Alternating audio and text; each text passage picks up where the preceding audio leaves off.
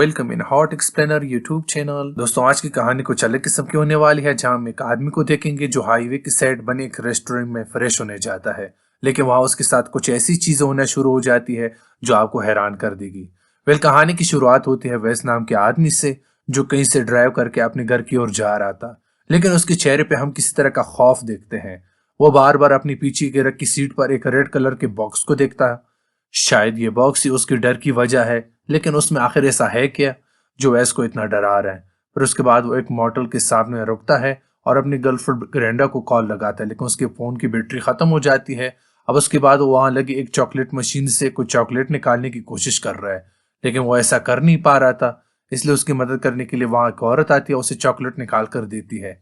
पर जाते जाते वो उसे कहती है कि तुम्हें आराम की जरूरत है, क्योंकि तुम थके हुए लग रहे हो, और इसलिए वैस उस रात उसी मोटल में गुजारता है। लेकिन आज वो बहुत ही ड्रिंक करता है और आग के पास खड़े होकर उस रेड बॉक्स को खोलता है, जिसमें आप बहुत सारे लड़कियों की तस्वीरों को देख पाते हैं।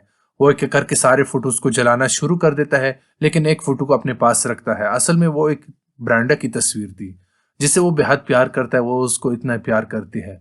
लड़कियों की फोटो आखिरकार उसके पास क्या कर रही है, उसके जवाब हमें थोड़ी देर में पता चल जाएगा। अब सुबह जब उठता है तो देखता है कि उसने अपनी पैंट तक जला दी है, क्योंकि रात वो इतने ज्यादा नशे में था। वो आप भागते हुए एक पास पब्लिक टॉयलेट में जाता है फ्रेश होने के लिए, लेकिन तभी साइड वाले टॉयलेट से आवाज आती है कि तुम कैसा महसूस कर रहे हो। तो वैस कहता है कि हाँ अब बेहतर है। उसके बाद वो उसे कुछ और सवाल करने लगता है, लेकिन यहाँ वैस को अजीब लगता है कि आखिर कैसे कोई आदमी किसी से टॉयलेट में रहकर उसे पर्सनल सवाल कर सकता है। वो इसलिए कुछ देर चुप हो जाता है, लेकिन तभी वो देखता है कि वहां टॉयलेट पेपर नहीं है। वो भागते हुए बाहर आता है, वरना तब तक कोई और आ जाएगा। वहां पर कुछ नहीं था। वो दूसरे टॉयलेट वाला आदमी उसके बारे में कुछ और पूछता है, उसका नाम तक पूछ डालता है, जो कि वेस बता भी डालता है। उसे अपना हाथ पैर धोता है, लेकिन तभी वो दूसरा आदमी कहता है क्या तुम मेरा नाम नहीं जानना चाहोगे। वो हंसते हुए कहता है कि हाँ क्यों, बताओ क्या नाम है। वो आदमी बहुत ही वेयर्ड में कहता है मेरा नाम बुलाने के लिए तुम्हें अपनी टंग को बाहर निकालना होगा और उसे पकड़कर नाम बोलना होगा, तब जाकर तुम उसे सही से बोल पाओगे। असल में उस आदमी का नाम था गस ठाकलोनोवा। आपने भी ट्राई किया होगा, एक बार करिए, क्या पता आप बोल सकेंगे। इसलिए इस कहानी में इस अनजान आदमी को हम नोवा के नाम से बुलाएंगे। अब नोवा उसे कुछ और बातें बताता है, जैसे कि तुम उस टॉयलेट के साइड में बनी बड़ी पिक्चर को देख रहे हो, मैं उस तरह कुछ देखता हूँ, क्योंकि मैं एक डेवल हूँ जो अच्छे काम भी करता है और बोरी भी। मैं यहाँ तुम्हारे यूनिवर्स को बचाने के लिए आया हूँ। उसकी ये बातें सुनकर वैस कहता है कि लगता है तुम मार्वल स्टूडियो के डाई हार्ड फैन हो। तो नोवा इस बात से गुस्सा हो जाता है। उसे चुप कराते हुए बोलता है वैस कि तुमने मुझे बेवकूफ समझता है। बोलते हैं कि भले मैंने रात को ज्यादा पी रखी थी, इसका मतलब ये नहीं कि तुम जो भी बोलो मैं मान लूंगा। ये बोलकर उस पर हंसना शुरू कर देता है, लेकिन वो उसे बताता है कि तुम अभी भी मुझ पे हंस रहे हो, लेकिन मैं जो चीजें कर सकता हूँ वो शायद तुम कभी सोच भी नहीं सकते। तभी वैस को अपनी पॉकेट में ब्रांडा की तस्वीर मिलती है, जिससे वो किस करता है और फिर वहां से जाने लगता है। अब बहुत हो चुका था, वो पहले से इतना परेशान था और ये सब बातें उसे और परेशान कर रही थी। लेकिन कहानी में असली ट्विस्ट तब आता है जब वो रेस्ट रूम के गेट को खोलने की कोशिश करता है, तो वो लॉक हो चुका था। इससे देखकर नोवा कहता है कि मैंने किया है, तुम यहाँ खुद की मर्जी से आए थे, लेकिन मेरी मर्जी से जाओगे, क्योंकि तुम्हें मेरा काम करना होगा। ये सुनकर वैस पर उस पर गुस्सा आने लगता है। वो उसे बुरा भला सुनाने लगता है और उसके टॉयलेट में झांकना शुरू करता है। पर नोवा उसे वार्न करता है कि ऐसा मत करो, क्योंकि ऐसे तुम्हारी जान भी जा सकती है। लेकिन वो नहीं मानता, उसे देखने लगता है और जैसे वो झुकता है वो टेलीपोर्ट होकर वॉशरूम के बाहर आ जाता है। उसे लगता है कि वो बच गया। वो भागते हुए अपनी कार के पास जाता है और उसमें बैठ जाता है, लेकिन तभी अपनी साइड में ब्रांडा बैठी हुई मिलती है, जो उससे कहती है कि तुम वहां से बाहर नहीं आना चाहिए था, तुमने गलती कर दी। और ये बोलती है उसकी आंखों से कुछ अजीब सी चीजें बाहर आना शुरू हो जाती है, जिससे वेस बहुत डर जाता है और तभी अचानक वो टेलीपोर्ट हो जाता है टॉयलेट में। ये सारी चीजें समझकर वो बहुत परेशान हो चुका था। वो नोआ से पूछता है कि मुझे पता है कि तुम एक संकी किस्म के इंसान हो और तुम ये सब कुछ मुझे परेशान करने के लिए कर रहे हो। यहाँ तक कि वो उसे घेत तक कहने डालता है, लेकिन नोआ कहता है कि मैंने तुम्हें यहाँ पर नहीं बुलाया, तुम खुद आए हो और बहुत ज्यादा पावरफुल हूँ। अगर तुम्हें इस बात का अंदाजा लगाना है तो एक बार खिड़की से बाहर जाकर देखो। और वैसे जब बाहर देखता है तो वहां पर रेड कलर की एक वेव्स उसकी चारों तरफ फैल चुकी था और टॉयलेट के अंदर भी आ रही थी। वो हैरान था कि आखिर ये चीज क्या है। वो नोआ से बताता है कि ये शील्ड मैंने बनाई है, ताकि अब कोई बाहर का आदमी इस रेस्ट रूम को ना देख सके और हम दोनों को कोई डिस्टर्ब ना करे।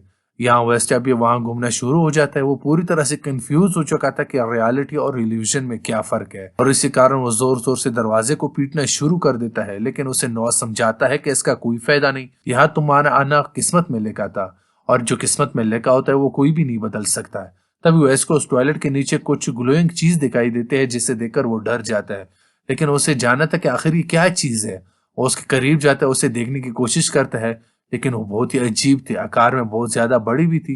लेकिन तो वो उसे वार्न करता है कि तुम मुझे देखने की जरा भी कोशिश मत करना, क्योंकि अगर तुमने मेरा रियल फॉर्म देख लिया तो उसी समय तुम्हारा दिमाग फट जाएगा और तुम मारे जाओगे। इसलिए फौरन उसे दूर हो जाते हैं और उसे यहाँ पर इतना यकीन हो चुका था कि ये कोई इंसान तो नहीं, क्योंकि उसके पैर नहीं थे।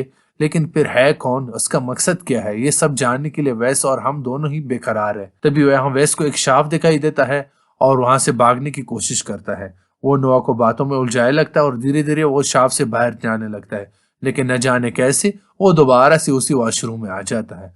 अब ये देखकर वैस और ज्यादा परेशान हो चुका था। इसी परेशानी के टाइम पर उसे ब्रेंडा की याद आने लगती है और वो उसकी यादों में खो जाता है। लेकिन वहां भी नोआ उसका पीछा नहीं छोड़ता, उसे कहता है कि तुम्हें सिर्फ मुझ पर फोकस करना है, ना कि किसी और पे। इसलिए उसे उन यादों को खींच कर बाहर ले आता है, जिस वजह से वैस के सर में बहुत दर्द होने लगता है और वहीं पे बेहोश हो जाता है। कुछ देर बाद जब उसकी आंख खुलती है तो नोआ कहता है कि तुम भी मेरी तरह हो, तुम भी बहुत से गलत काम किया और तुमने अपने चाहने वालों तक नहीं छोड़ा, और देखो आज तुम्हारी क्या हालत हो गई है।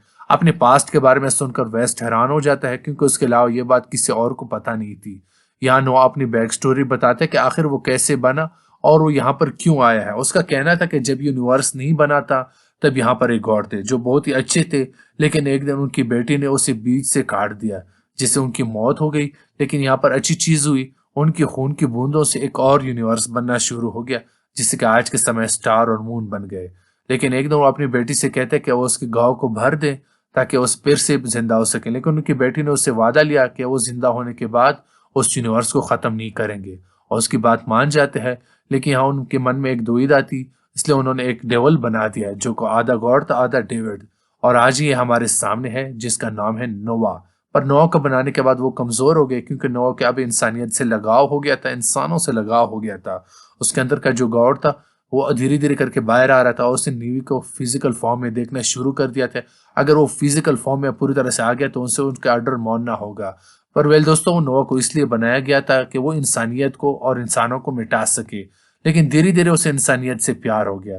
अब वो नहीं चाहता कि वो फिजिकल फॉर्म में आए और लोगों को मारे, और फिजिकल फॉर्म में आने से सिर्फ एक ही आदमी रोक सकता है, वो है वेस।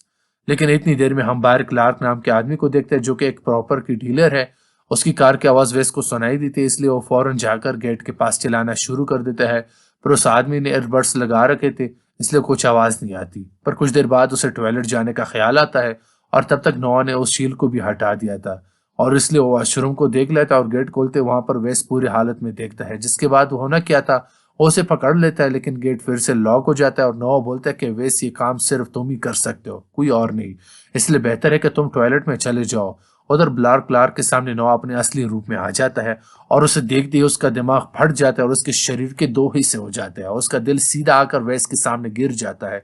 ये सब देखकर वेस बहुत ज्यादा डर जाता है और अपनी जान बचाने के लिए बाहर जाता है। अब इसको खुद की मौत का डर सताने लगा और फिर से दरवाजे को पीटना शुरू कर देता है, लेकिन सबसे कोई फायदा नहीं है। जैसे कि नोआ ने पहले उसे बता दिया कि ये काम सिर्फ वही कर सकता है, और जब तक ये काम वो नहीं करेगा तो वो बाहर नहीं जा सकता। वो बहुत ही हिम्मत करके उससे पूछता है कि आखिर मुझे करना क्या। तो नोआ बताता है कि तुम्हें मुझे बलिदान देना होगा। नोआ उसे समझाता है कि तुम्हें अपनी लीवर का आधा हिस्सा मुझे देना होगा, जो कि मेरे फिजिकल फॉर्म को होने से रोकेगा, और ये कि रिचुअल की तरह काम करेगा। तुम्हारे सेक्रीफाइस की मदद से हम पूरी यूनिवर्स को बचा सकते हैं। लेकिन अवैस मना कर देता है, जो कि हर इंसान करेगा, क्योंकि उसमें उसकी जान भी जा सकते है। तो नोआ से कहता है कि सेल्फिश मत बनो, तुम्हें ये करने होगा। यहाँ वैसे अपनी पेरेंट्स की स्टोरी बताता है कि कैसे उसके डैड उसकी मॉम को मारा करते थे, जिस वजह से हमारी बहुत ही बेइज्जती होती थी, और मैं ऐसी दुनिया के लिए सेक्रीफाइस क्यों दूं जो कि खुद सेल्फिश है, उसे किसी दूसरे इंसान की परवाह नहीं है। ऐसे लोगों के लिए मैं क्यों बलिदान दूं। तो नोआ बताता है कि तुम्हें ये बलिदान देने ही होगा। इंसानों का लीवर दोबारा से जनरेट हो जाता है, तुम्हें मरोगे नहीं। लेकिन वो फिर भी मना कर देता है। तब नोआ उसे समझाता है कि तुम्हारे ना कहने से पूरी दुनिया खतरे में आ सकती है। मैं इस गॉड को ज्यादातर रोक नहीं सकता, जिन्होंने मुझे बनाया है वो किसी भी समय यहाँ पे आ सकता है, लेकिन वेस को कुछ फर्क नहीं पड़ता है। इसके बाद वेस अपने पास्ट में चला जाता है, जहाँ अपनी मॉम को देखता है जो अपनी डैड की वजह से खुद की जान ले रही है। अपनी माँ को खोने के बाद से वो हर किसी से नफरत करने लगा। बचपन से उसके अंदर एक शैतान बना पड़ा था, जो बड़े होकर अपनी पीठ पर पे आ गया। और तभी वेस नोटिस करता है कि जो फोटो उसके पास ब्रेंडा की थी वो ब्लर हो गई है और इसलिए वो नोआ से कहता है कि वो ये काम करने के लिए तैयार है। वो पहले एक बार ब्रेंडा को देखना चाहता है। वो नोआ इसकी यादों को दोबारा स्टार्ट करता है और हम दोनों के साथ बैठे हुए देखते हैं। पर तभी एक दिन हम वेस को किसी का खून करते हुए देख पाते हैं और वो कोई और नहीं ब्रेंडा थी, जिसने असल में वेस का वो रेड बॉक्स खोल दिया था जिसमें उसने लड़कियों की फोटोज मिल गई जिसे वो मारा पीटा करता था और फिर बाद में उसके टुकड़े करके खा जाया करता था। अब ये जाने के बाद वेस ने ब्रेंडा को भी मार दिया। जी हाँ, कहानी की शुरुआत में जो सीन आपने देखा था वो वही था जब वेस ब्रेंडा को मारकर वापस आ रहा था, इसलिए वो इसलिए ज्यादा घबराया हुआ था। यहाँ अब चीजें बदल गई है, धीरे धीरे समय पास आ रहा है। गोड वॉल को तोड़ना शुरू कर देता है जिससे नोआ वेस से कहते हैं कि तुम्हें जल्दी करना होगा, वो किसी भी समय यहाँ आ सकता है। यहाँ वेस ने अपना आपा खो दिया था। अब वो उल्टा चीख चीख कर उन्हें बुलाना शुरू कर देता है क्योंकि नोआ उसके दिमाग से उसकी सारी मेमोरीज को इरेज कर रहा था, जिसने उससे बहुत पेन भी होता है। जिससे कुछ देर बाद यहाँ पर दीवारें पूरी तरह टूट जाती हैं। यहाँ इतने में वेस अपनी लीवर को निकाल कर नोआ को दे देता है, जिससे कुछ देर बाद सब कुछ शांत हो जाता है। वो रेंगते हुए बाहर आता है। वो पहली बार नोआ को देख पाता है जो कि एक डेविल की तरह देख रहा था, पर तभी सब कुछ ब्लैंक हो जाता है। अगली बार सब कुछ शांत हो जाता है। वैसे यहाँ से रेंगते हुए बाहर आता है और रेस्टोरेंट का गेट खोल देता है। तो उसे नोआ की आवाज आती है, अब सब कुछ सही हो गया है। अब वैसे उसे कहता है कि मैं हीरो की तरह मारा जाऊंगा। वो कहता है कि नहीं, तुम भी मेरी तरह एक डेविल हो जो कि इस खूबसूरत दुनिया में अभी तक रह रहे थे। और ऐसा उसने इसलिए बोला था क्योंकि वैस ने कई लोगों को बेवजह मारा था और ऐसे लोगों को कभी याद नहीं किया जाता। ऐसे कुछ देर बाद वही दम तोड़ देता है और कहानी अंत हो जाती है। बेसिकली दोस्तों, ये कहानी काफी यूनिक और कॉन्सेप्ट पर बनाई गई है। पहले इसकी एंडिंग दो तरह से हो सकते हैं जो आपको डिसाइड कर सकते हैं। पहली एंडिंग, जो वेस पूरी तरह से परेशान और डिप्रेस था, इसने खुद की एक इल्यूजन दुनिया बनाई थी और खुद को मार दिया। अब लास्ट सीज में वॉशरूम की भी देखते हैं जहां पहले पूरा खून लगा हुआ था लेकिन एंड में वो बिल्कुल क्लीन था। लेकिन हमने देखा था कहानी में क्लार्क की मौत हो गई थी, लेकिन आखिर में उसकी बॉडी वहां से गायब कैसे हो गई थी। मतलब हो सकता है ये सब कुछ उसका इल्यूजन हो। दूसरा एंडिंग वो है जो आपने और हमने इस कहानी में देखा था। नोआ सच में एग्जिस्ट करता है, वो आखिरकार सब कुछ सही भी कर देता है। पहले आपको लग रहा होता कि नोआ ने वैसे लीवर ही क्यों मांगा, उसका दिल क्यों नहीं मांगा। तो कहा जाता है कि ग्रीक मिथोलॉजी में लीवर सोल का रास्ता होता है और उसमें इंसानों का डार्केस्ट इमोशन छुपे होते हैं। ये भी माना जाता है कि लीवर इंसानों की करेज, स्ट्रेंथ, उसकी खुशी और उसकी वेल्थ की डिस्क्राइब करता है और ये कारण था कि उसने लीवर मांगा था। आपको कहानी कैसी लगी नीचे कमेंट करके